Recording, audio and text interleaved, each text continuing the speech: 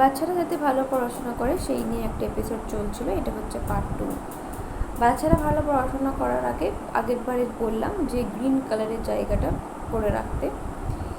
এবার আমার গ্রিন কালারটা হয়ে গেল। যেখানে পড়াশোনা করছে সেই জায়গাটাকে একটু ক্লিন রাখার চেষ্টা করুন এবং সেখানটা বলুন যে অন্তত 2 মিনিট একটু শান্ত হয়ে বসতে।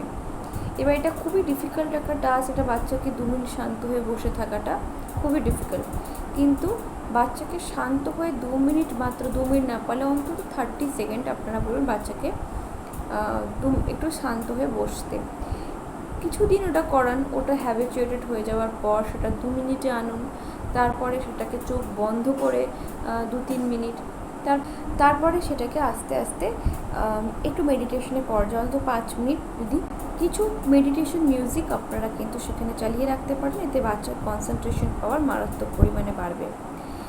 শুধুমাত্র যে রেমেডিগুলো হয় এগুলোর সাথে সাথে আমাদেরকে একটু সায়েন্সটাও বুঝতে হবে যে বাচ্চা পড়াশোনা করার আগে যদি মেডিটেশন করলে কনসেন্ট্রেশন পাওয়ার এমনিতেই বাড়ে। তো সেই কনসেন্ট্রেশন পাওয়ার বাড়াবার জন্য যদি মেডিটেশন করিয়ে আমরা বাচ্চাদেরকে পড়তে বসাই তাহলে কিন্তু বাচ্চার কনসেন্ট্রেশন পাওয়ার এমনিতেই বাড়বে।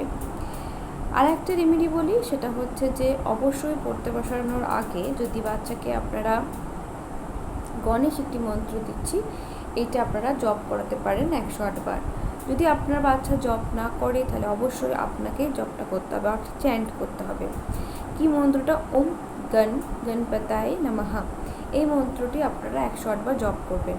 আপনারা করবেন বাচ্চার জায়গায়, বাচ্চাকে কোলে রেখে আপনারা মন্ত্রটি জপ করবেন। এতে কিন্তু খুবই ভালো উপকার পাবেন।